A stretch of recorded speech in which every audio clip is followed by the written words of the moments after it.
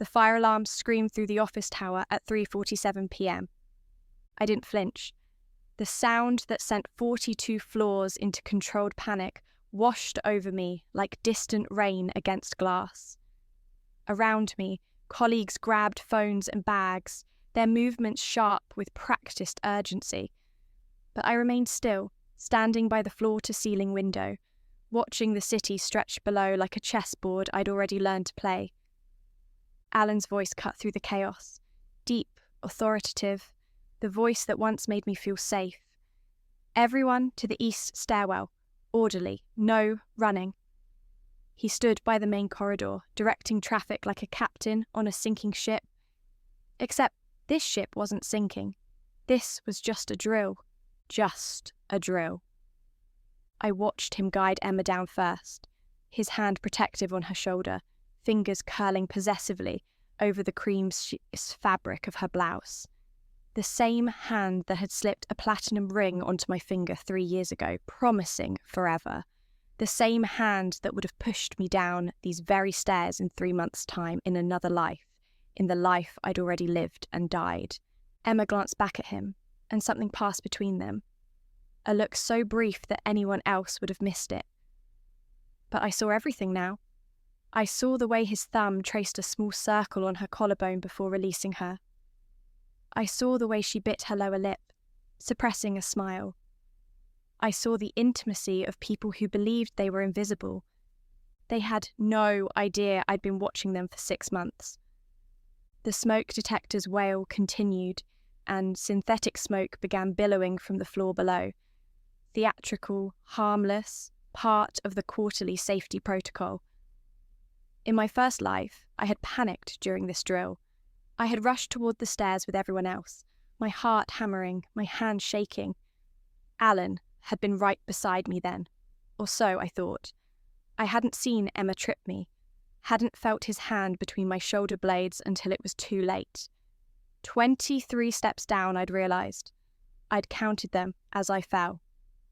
The autopsy called it accidental, tragic. The grief-stricken husband had inherited everything. My family's pharmaceutical empire merged seamlessly with his tech conglomerate through our marriage. A $50 billion accident, very tidy. I died believing it was my fault for not being careful. When I opened my eyes 6 months earlier, on the morning after our 2nd anniversary, the truth had settled into my bones like winter frost. The same anniversary where he'd given me white orchids, my favourite, and made love to me with convincing tenderness. The same morning I'd found a text on his phone while he showered. Soon. Just a few more months. From Emma. This time I had simply smiled, kissed him goodbye, and began planning with a clarity I'd never possessed before. Death, it turned out, had gifted me perfect vision. Lily! Alan's sharp voice pulled me back. He stood in my office doorway now, the hallway behind him empty. Everyone else had evacuated. His handsome face showed concern, or a masterful imitation of it. What are you doing? You need to evacuate during drills. I turned from the window slowly, deliberately, meeting his eyes with the calm of someone who had already survived their own murder. I was just thinking how quickly everything can change. One moment you're secure, the next. I let the sentence drift like smoke, watching confusion flicker across his features. His jaw tightened slightly. He wasn't used to me being cryptic.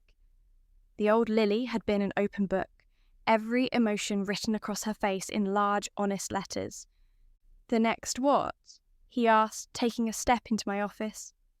I smiled softly, the kind of smile that meant everything and nothing. You'll see. The alarm stopped. In the sudden silence, I could hear his breathing. Quick, irritated. He thought I was being difficult. Childish, even. He had no idea that tomorrow morning his entire world would begin its carefully choreographed collapse. We should go, he said, extending his hand. The all clear will sound any second.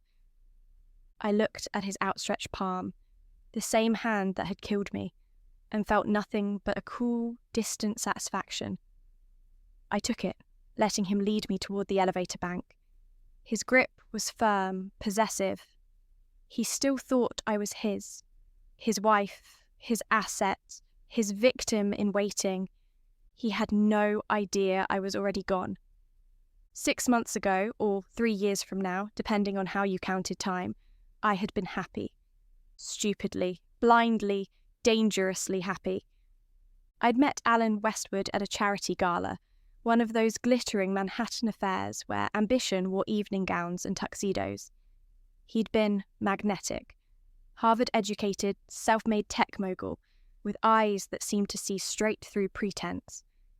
When he asked about my work at Chen Pharmaceuticals, he'd actually listened. Not the polite nodding most men offered before redirecting conversation to themselves, but genuine interest.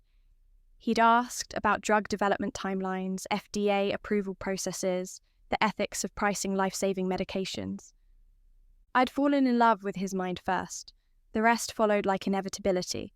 My father had been cautious. James Chen had built his pharmaceutical empire from a single research lab in Queens, and he'd learned to spot predators in expensive suits. "He's moving very fast, Lily," my father had said over dim sum in Chinatown the week after Alan proposed. 6 months from introduction to engagement? That's not romance, that's strategy.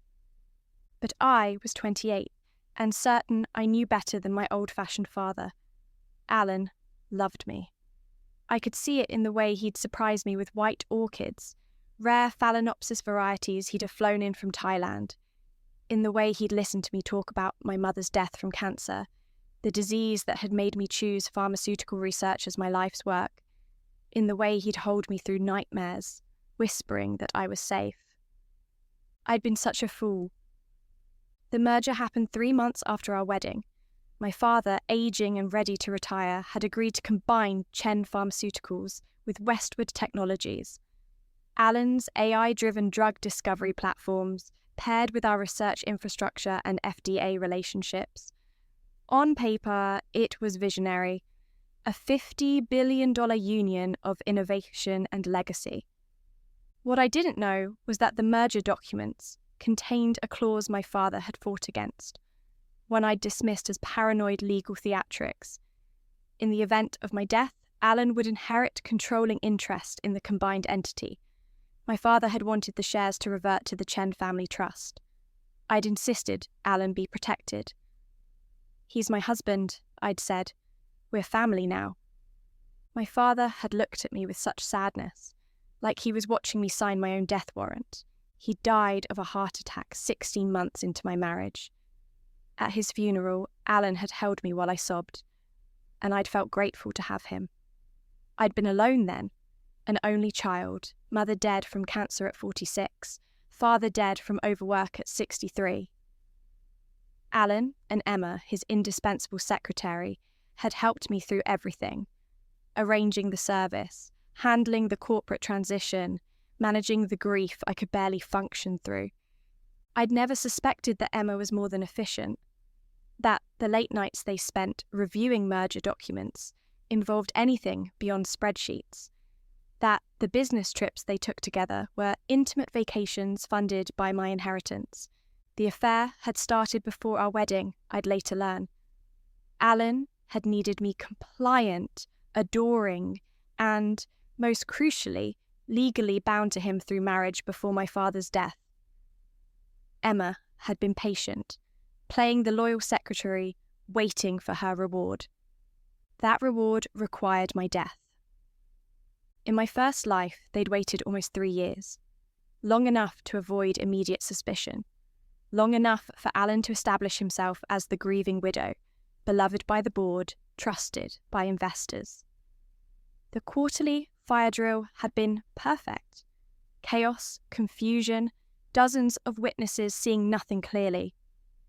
My fall down the east stairwell had been ruled accidental. Tragic. The widower had wept beautifully at my funeral. 6 months later, he'd married Emma in a quiet ceremony in the Maldives. I knew all this because when I died, something impossible happened. The last thing I'd seen was Emma's face at the top of the stairwell, watching me fall with cold satisfaction. Then, darkness. Then, somehow, light. Morning light streaming through the bedroom windows of our penthouse. Alan beside me, still asleep the morning after our 2nd anniversary. I'd sat up slowly, my heart hammering, expecting to feel pain from the fall. But my body was whole, young, undamaged. I'd looked at my hands. No breaks, no bruises. I'd looked at the calendar on my phone. 6 months before the fire drill. 6 months before my murder. I'd looked at Alan, sleeping peacefully, and felt something cold crystallize in my chest. This wasn't a second chance at love. This was a second chance at justice. I'd kissed him awake, made coffee, smiled through his affectionate morning routine. He'd never noticed the difference. Why would he? I'd simply become what he needed me to be, compliant, trusting, blind. But while I played the perfect wife, I began building something he couldn't see. The first week after my rebirth, I'd tested the boundaries of my impossible situation. I'd walked to the window of our penthouse and looked down at the street, 43 floors below, half expecting to wake again, to discover this was some dying hallucination. But the glass was solid under my palm. The city breathed below me, real, immediate, full of people living forward through time the normal way. Only I had been given the gift, or curse, of living it twice. I'd opened my laptop and checked the date obsessively. March 15th. The fire drill was scheduled for September 19th. 6 months. I had 6 months to prevent my murder, or, the thought had crystallized slowly, to orchestrate something far more poetic. Prevention would be simple. I could avoid the drill, leave the country, divorce Alan immediately. But simple solutions left me hollow. They'd suffered nothing for planning to kill me. They'd walk away free, perhaps to try again with someone else, some other trusting woman with a valuable inheritance. No, I wanted them to understand what they'd done. I wanted them to feel the floor drop away beneath them, the way I had felt it on those stairs. So, I'd begun planning. The first call I'd made was to Vincent Torres, my father's original lawyer, the man Alan had convinced me to replace with his own legal team. Your father never trusted the new arrangement, Vincent had told me during our secret meeting in his Tribeca office. He tried to build in protections, but you overrode him at every turn. You were in love. I'm not in love anymore, I'd said quietly. Vincent had studied me with sharp, knowing eyes. What do you need? Everything my father wanted, and more. Over the following months, Vincent had helped me restructure the company shares with a complexity that would take Alan weeks to understand, by which time it would be too late. We'd used shell corporations, strategic partnerships, and the return of my father's former business partner, David Wu, who'd been forced out during the merger. David had been buying shares quietly, building a coalition. The new structure was elegant. If I died, the shares wouldn't go to Alan. They'd trigger a poison pill that would fragment the company, making it worthless to a hostile takeover or inheritance grab. And if I divorced Alan, I'd retain controlling interest in Chen Pharmaceuticals, while his technology platform would revert to minority status. Either way, killing me would gain him nothing, but I didn't want him to just fail. I wanted him to fall. The private investigator I'd hired, a former FBI agent named Rebecca Walsh, had delivered a file 3 months into my rebirth. Photos of Alan and Emma in hotel rooms across 3 states. Credit card receipts. Emails discussing their plans in careful coded language. And most damning, text messages from September 20th. The day after my death in the first timeline, where Emma had written, "It's done, we're free." His response, "I never doubted you." I'd read those messages alone in my office, the same office where I'd later plant white orchids, and felt something sharp and clean cut through me. Not grief, not even anger. Something colder, something final. I'd also hired another investigator to look into Emma. That file had been delivered 2 weeks ago. Emma Chen, she'd kept her maiden name professionally, was married to Thomas Hartley, a cardiac surgeon at Mount Sinai. They had a daughter, Sophie, aged 7. Thomas worked 18-hour shifts and had no idea his wife was spending her lunch hours in hotel rooms with her boss. That file sat in an envelope on my desk addressed to Dr. Hartley at his hospital. I hadn't sent it yet. Timing mattered. The day before the fire drill, I'd gone to visit my father's grave in Queens. The marble headstone read, James Chen, visionary and father. I'd placed white orchids there, the same flowers Alan thought were romantic gestures, but were actually my father's favourite. I'm going to make it right, I'd whispered to the stone. I'm going to finish what you started. The wind had rustled through the cemetery trees, and for a moment I'd felt my father's presence, or perhaps just my own resolve solidifying into something unbreakable. When I'd come home that evening, Alan had been waiting with takeout from my favourite Thai restaurant. You seemed distant lately, he'd said, pulling me into an embrace. Is everything okay? I'd smiled up at him, my face open and trusting. Everything's perfect. He'd kissed my forehead, relieved. He'd needed me docile for just a little longer, just until September the 19th. But September 19th had arrived, and I was still very much alive, still very much in control. And tomorrow morning, his nightmare would begin. The morning after the fire drill, I woke at 5:30 a.m., the city still dark beyond our bedroom windows. Alan slept beside me, his breathing deep and even. I studied his face in the dim light, objectively handsome even in sleep, strong jaw, high cheekbones, the kind of face that inspired trust in boardrooms and admiration at cocktail parties. A face that had lied to me for years. I slipped out of bed silently, pulling on my running clothes. Alan stirred but didn't wake. I'd established this routine months ago. Early morning runs through Central Park, time alone to think. He'd encouraged it, pleased I was taking care of myself. In reality, I'd been taking care of business he knew nothing about. The park was nearly empty at this hour, just a few dedicated runners and the maintenance crews preparing for the day. I ran my usual route, the full loop, 6 miles, but my mind was already miles ahead, tracking the day's coming events, like chess moves I'd studied for months. At 9 a.m, the board meeting would begin. David Wu would attend as the representative of several investment groups that had quietly accumulated 12% of the company's shares. Alan didn't know David was back. I'd made sure of that. At 9:30 a.m, Vincent Torres would present the restructured corporate documents for routine approval, except there was nothing routine about them. By the time Alan understood what he was signing, it would be too late to object without revealing he'd never actually read the governance documents of his own company. At 10 a.m, Dr. Thomas Hartley would receive a package at Mount Sinai Hospital. Inside, photographs, receipts, and a USB drive containing text messages between his wife and Alan. No note, no signature, just evidence, clean and irrefutable. At 11 a.m, the New York Financial Observer would publish an investigative piece on corporate mergers that exploited family trusts, with Chen Westwood as a case study.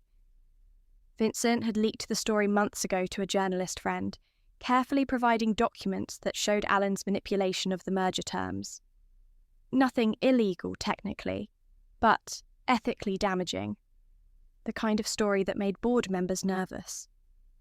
Alan had no idea any of this was coming. To him, today was Wednesday, a normal day. He'd drink his coffee, kiss me goodbye, and head to the office, expecting everything to remain under his control. He was about to learn what it felt like when control slipped away. I finished my run and returned to the penthouse at 7 a.m. Alan was awake, already dressed in his Tom Ford suit, scrolling through his phone at the kitchen island. He looked up when I entered, smiling.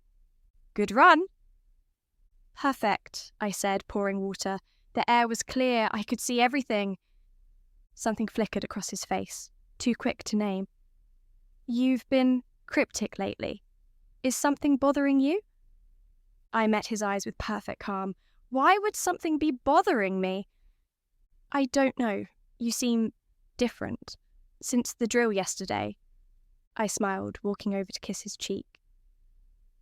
I'm just thinking about the future. About what happens next. What does happen next? He asked, pulling me closer, his hands on my waist. Change, I said softly. Big change. He laughed, thinking I was being philosophical. Change is good. We're building something extraordinary together. Yes, I agreed. We are. He kissed me then. Long, deep, convincing. The kiss of a man who believed he'd won. When he pulled away, his eyes were warm with what might have been love in a different life, a different version of us. I have a board meeting this morning, he said. Should be routine. I'll be home for dinner. I'll be waiting, I lied. After he left, I stood in our kitchen for a long moment, looking at the white orchids I'd arranged in a crystal vase on the counter. 7 blooms, each one perfect, each one symbolizing a stage of my plan. Discovery, investigation, restructuring, preparation, execution, revelation, freedom. Today was revelation. I dressed carefully, a navy Armani suit, understated but powerful. Pearl earrings my mother had left me. Hair pulled back in a sleek knot. The armour of a woman going to war. At 8:45 a.m, I arrived at the Chen Westwood headquarters in Midtown. The building Alan had insisted we move into after the merger, leaving behind my father's original research facility in Queens. Everything here was glass and steel, modern and cold, no history, no soul. I took the elevator to the 42nd floor, nodding to colleagues who greeted me as Mrs. Westwood.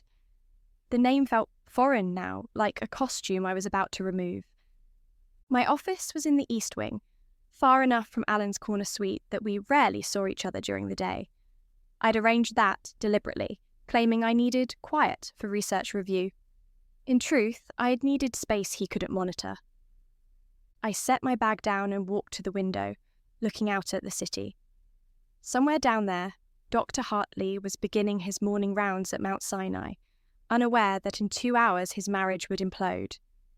Somewhere, Emma was probably applying her makeup, choosing an outfit that balanced professional with subtly seductive, preparing for another day of playing secretary while planning murder.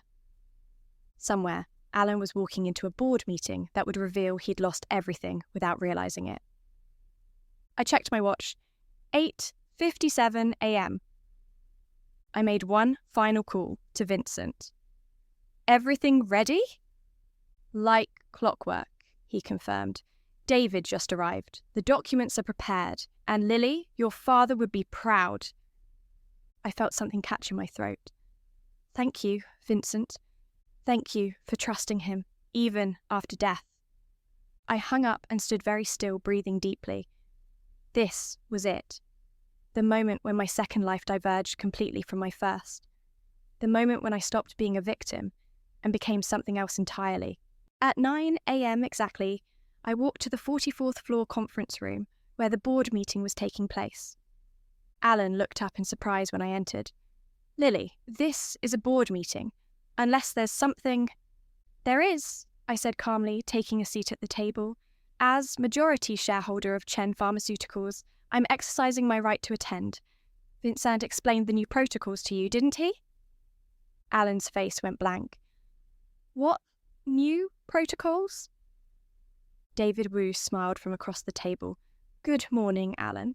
It's been too long. The colour drained from Alan's face. David, what are you doing here? Representing several investment groups that have taken significant positions in the company over the past 6 months, David said smoothly. Positions that, combined with Mrs. Westwood's holdings, represent controlling interest. Alan turned to me, confusion giving way to the first edge of fear. Lily, what is this? I met his eyes with perfect calm. This is what happens next. The board meeting lasted 2 hours. I watched Alan's face as Vincent methodically revealed the restructured corporate governance. how voting rights had been rebalanced, how the merger terms had been quietly amended through perfectly legal shareholder motions, how the shares he'd believed would default to him upon my death were now protected by legal mechanisms that would fragment the company into worthlessness. "This is insane," Alan said, his voice tight. "These documents, when were these voted on?" "Every change was properly documented and approved by the required shareholder majority," Vincent said, sliding papers across the mahogany table. "Your signature is on several of them, Alan. You approved these amendments yourself."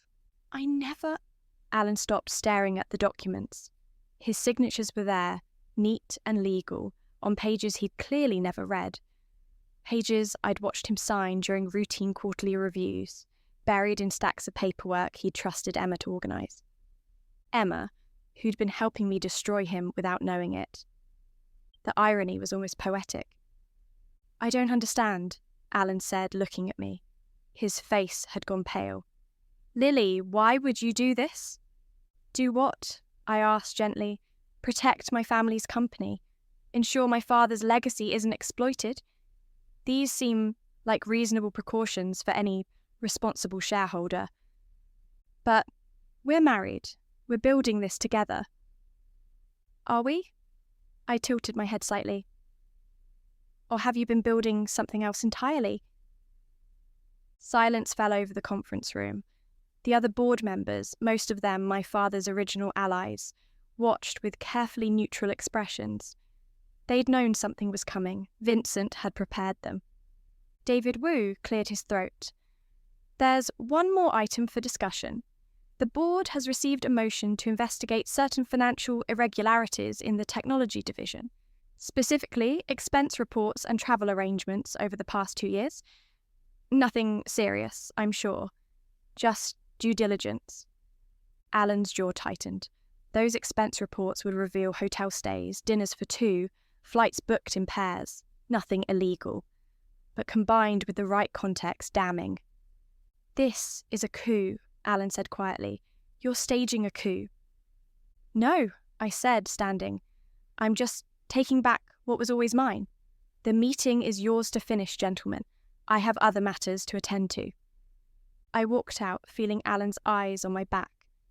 Confused, angry, beginning to understand that something fundamental had shifted, but not yet grasping the full scope of his fall.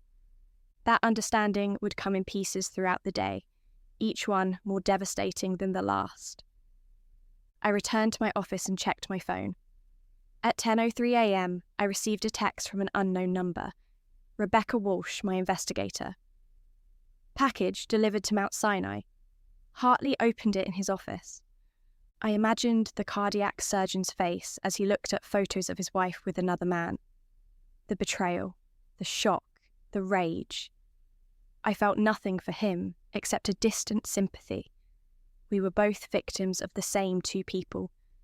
At least he would learn the truth while he still had time to rebuild his life.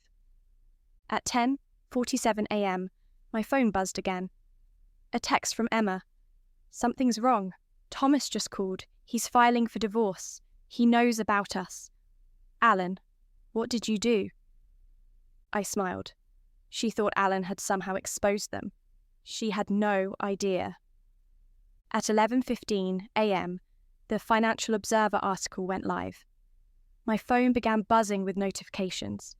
Friends, colleagues, business contacts, all wanting to know if I'd seen the piece. I read it carefully. When family trusts become corporate targets, the Chen Westwood merger case study. The article was brilliant, factual, legally airtight, but devastating in its implications. It detailed how Alan had systematically isolated me from my father's advisors, restructured the merger to benefit himself, and positioned himself to inherit everything through our marriage. It stopped just short of calling him a con artist, but the implication hung in every paragraph. My phone rang. "Alan." I let it go to voicemail. It rang again, and again. Finally, I answered. "Yes?" "Lily." His voice was strained. "Where are you? We need to talk. Now." "I'm in my office." "Stay there. I'm coming to you." He arrived 3 minutes later, slamming my office door behind him. His face was flushed, his carefully maintained composure cracking. "What the hell is happening? The article, the board meeting, Emma's husband. Did you orchestrate all of this?" I looked at him calmly. "Would you like some tea? I have your favourite oolong." "I don't want tea. I want answers." "Then sit down and ask your questions properly." Something in my tone made him stop. He'd never heard me speak like this. Cold, controlled, utterly unafraid of him. The old Lily would have been crying by now, apologising, trying to fix things. He sat slowly in the chair across from my desk. "Why are you doing this?" "Because you were going to kill me," I said simply. His face went blank. "What?"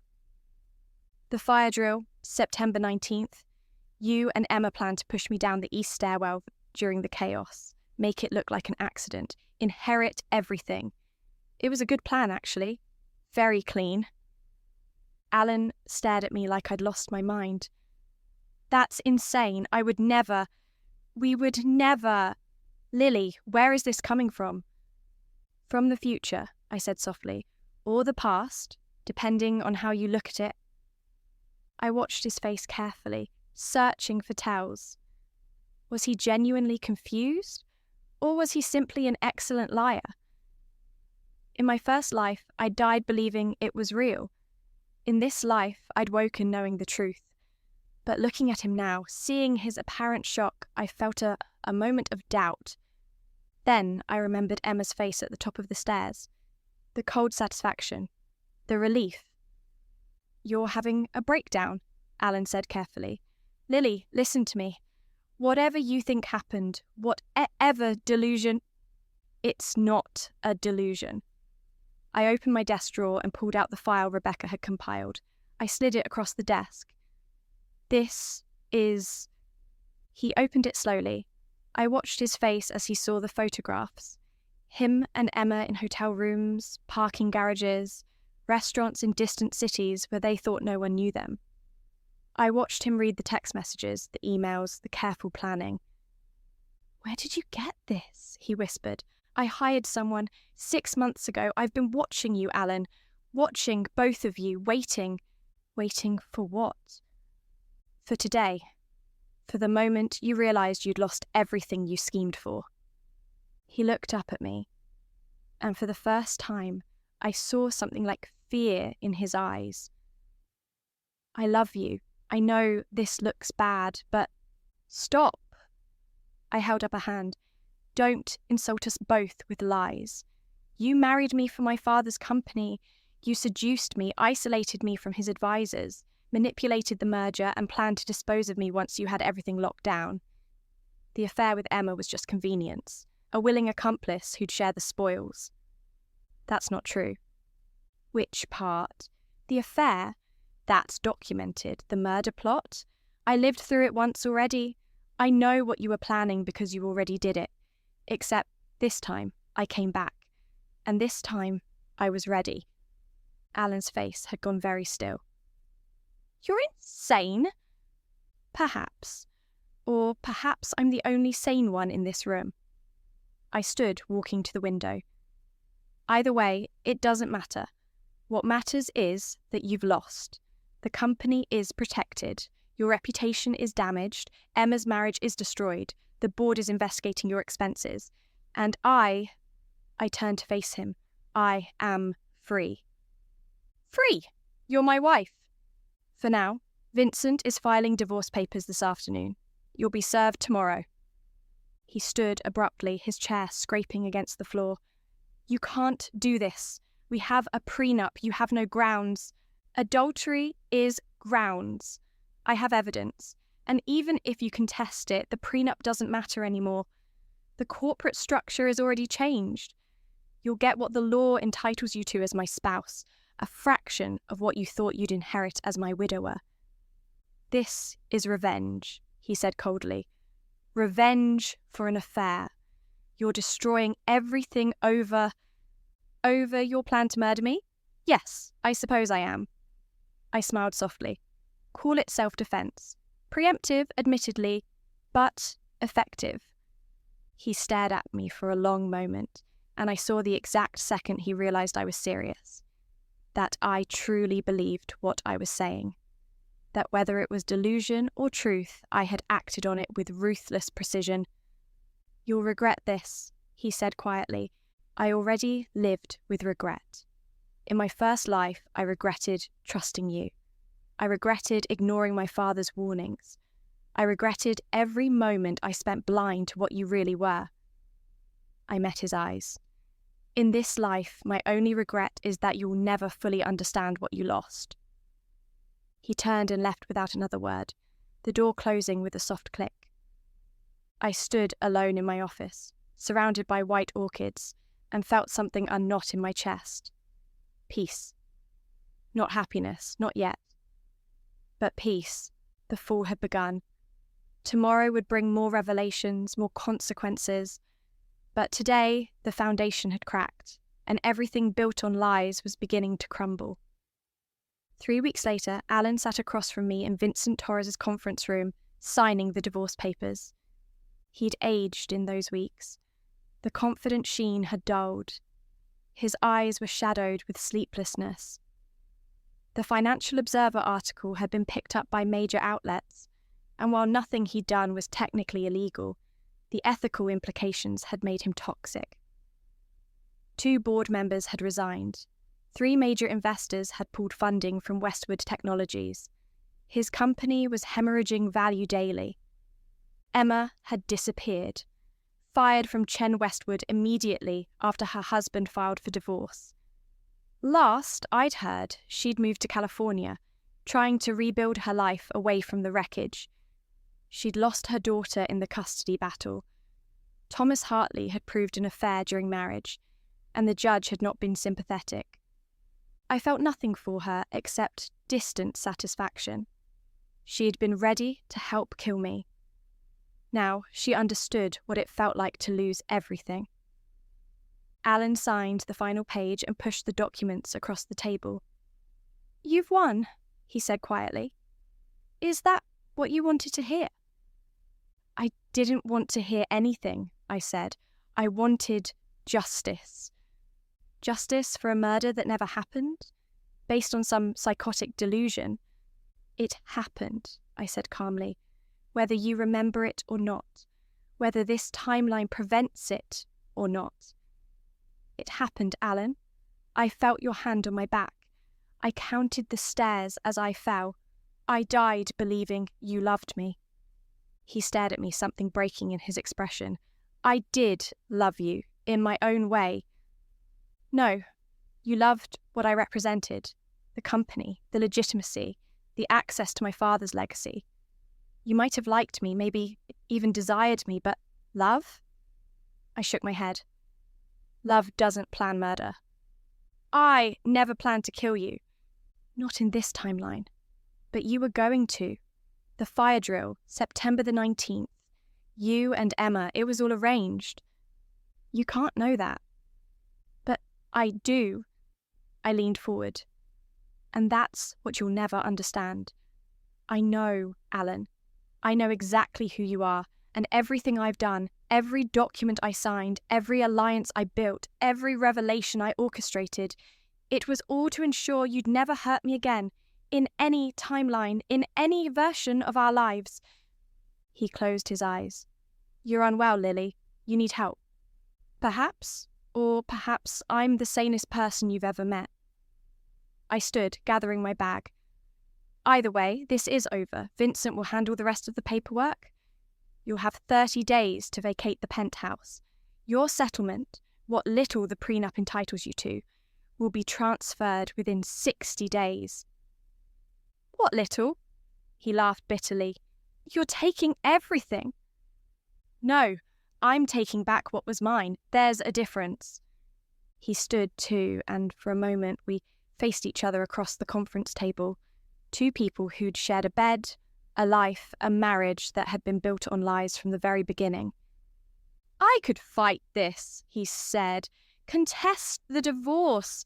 Make it ugly. You could, but you won't.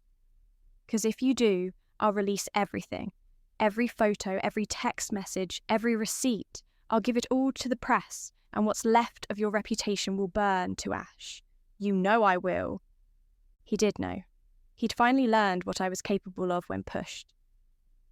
"Why did you have to remember?" he asked softly. "Whatever happened, or whatever you think happened, why couldn't you just live this life normally? We could have been happy." "No," I said. "You could have been happy, comfortable, rich. I would have been dead." I picked up my coat. "But you want to know the real reason I can't forget? It's not about revenge, Alan. It's about value. You taught me something when you killed me." "What?" "That I was worth more dead than alive to you. And once you learn that lesson, you can't unlearn it. Even if I'm insane. Even if none of it happened the way I remember. The fact remains that you married me for my father's company. You isolated me from his advisors. You positioned yourself to inherit everything. Those facts exist in this timeline too. I didn't imagine those." He had no response, because it was true. "Goodbye, Alan," I said, walking toward the door. "Lily." His voice stopped me. I turned back. He looked smaller somehow, diminished. "For what it's worth, I'm sorry. For the affair, for using you, for all of it." I studied his face, searching for sincerity. Maybe it was there. Maybe he genuinely regretted the pain he'd caused, just not enough to have stopped himself from causing it. "I believe you," I said quietly. "But sorry doesn't rebuild trust. It doesn't undo planning. It doesn't erase the future I lived through." I paused at the doorway. "You took everything from me once. You won't get the chance again." I walked out, leaving him alone with Vincent and the ruins of his carefully constructed life. Outside, the October air was crisp and clear. I stood on the sidewalk, breathing deeply, feeling the weight of 3 weeks and 3 years finally lifting from my shoulders. My phone buzzed. A text from David Wu. "Board approved your appointment as CEO of Chen Pharmaceuticals. Your father would be dancing." I smiled, tears suddenly hot in my eyes. CEO, not co-CEO, not Mrs. Westwood playing executive. Just Lily Chen, running the company her father had built. The company she'd nearly lost to a man who'd seen her as nothing more than an asset. I looked up at the sky. Grey clouds breaking apart, allowing shafts of afternoon sunlight through. Symbolic, perhaps. Or just weather. Either way, it felt like permission to finally exhale. 6 months after the divorce was finalised, I stood in the Queen's Cemetery where my father was buried. It was early spring, and the cherry trees were blooming, delicate pink petals drifting on the wind like snow. I carried a small bouquet of white orchids, the Phalaenopsis variety my father had loved, the ones Alan had tried to claim as romantic gestures without knowing their true significance. I knelt beside the headstone and placed the flowers gently against the marble. "I did it, Dad," I whispered. "The company is secure. Chen Pharmaceuticals is independent again. We're developing 3 new cancer treatments, including one that might have saved Mom. We're pricing them fairly, the way you always wanted." The wind rustled through the trees, carrying petals across the grass. "I know you were worried about Alan. You saw through him before I did. I wish I'd listened." I traced my fingers over the engraved letters of his name. "But I fixed it. Not the way you would have. You were always about prevention, never revenge. But I fixed it in my own way." I sat back on my heels, looking at the orchids. In my first life, I'd never had the chance to visit this grave after the merger. Alan had always been too busy, always had reasons why we should wait. Now I understood he'd been keeping me away from the last place where my father's memory might have woken me up. "Alan's gone," I continued softly. "Westwood Technologies declared bankruptcy last month. He's in Seattle now, working for someone else's startup. Small position, no equity. Emma's still in California. They're not together, Apparently, loyalty wasn't part of their arrangement after all. I smiled slightly. I didn't destroy them out of cruelty, I just removed their ability to destroy anyone else. That's justice, isn't it?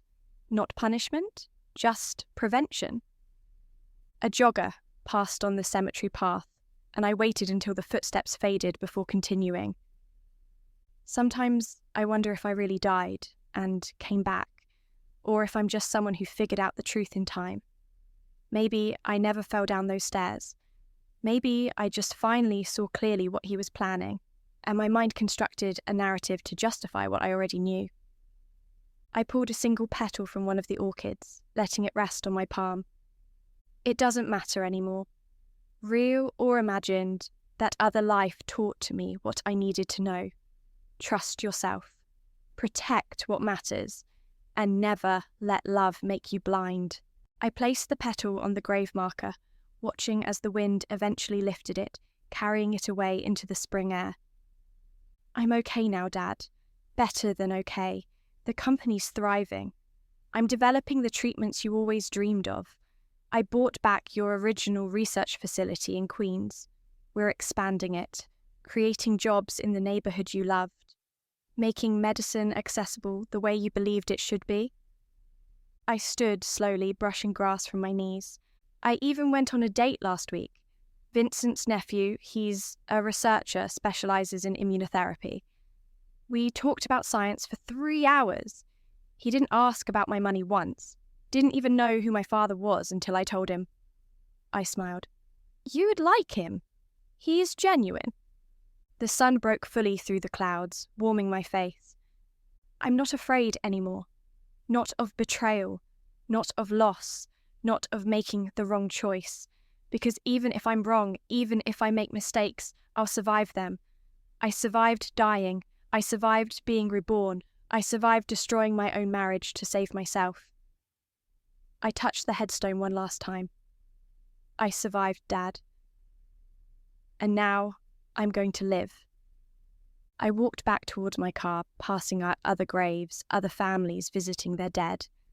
At the cemetery gates, I paused and looked back one final time.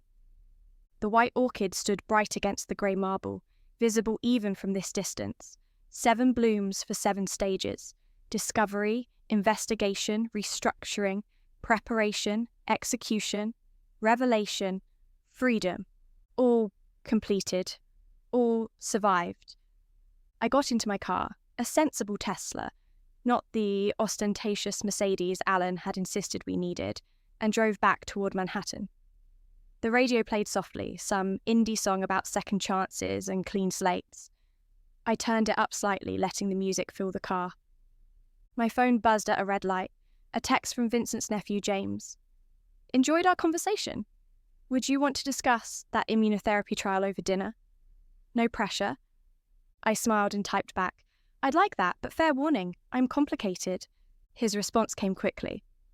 Everyone interesting is. The light turned green. I set my phone down and drove forward, leaving Queens behind, heading back into the city where Chen Pharmaceuticals was developing treatments that would save lives, where my father's legacy was secure, where I was building something that couldn't be taken by betrayal or manipulation. That night, I stood in my new apartment, smaller than the penthouse, but mine entirely, bought with my own money, decorated with my own taste. Floor-to-ceiling windows looked out over Central Park. I'd placed white orchids on every surface, not as symbols of revenge anymore, but as reminders of rebirth. I poured a glass of wine and walked to the window, looking out at the city lights. Somewhere out there, Alan was starting over with nothing. Somewhere, Emma was rebuilding a life without her daughter. Their punishment was simply the loss of what they'd tried to steal. Not excessive, not cruel, just proportional. And here I stood, alone but not lonely, powerful but not vindictive, free in a way I'd never been in either lifetime. I raised my glass to my reflection in the dark window. To second chances, I whispered, and to never needing a third. I drank, tasting the wine, a bottle from my father's collection saved for celebration. It was perfect, smooth, balanced, Everything he'd been. Outside, the city breathed on, millions of lives intersecting, millions of stories playing out. Mine was just one, but it was mine now, fully and completely. I set the glass down and walked to my desk, where preliminary reports on our new cancer treatment awaited review. Real work, meaningful work, the kind of work that saved lives instead of plotting to end them. As I settled into reading, a single white orchid petal drifted from the arrangement beside me, landing on the papers like a blessing. I smiled, picked it up, and pressed it between the pages of my father's old research journal, the one I kept on my desk, the one that reminded me where I came from and why it mattered. The wind outside picked up, rattling the windows gently, and somewhere in that sound, I heard permission to finally let go, to release the anger, to forgive myself for not seeing the truth sooner in my first life, to embrace this second chance without constantly looking back. I was free, not because I'd destroyed my enemies, but because I'd protected myself, not because I'd taken revenge, but because I'd taken back control. And in the quiet of my apartment, surrounded by white orchids and meaningful work, I finally felt something I'd never experienced in either lifetime. Peace. Complete, uncomplicated, hard-won peace. The nightmare was over, and morning finally had come.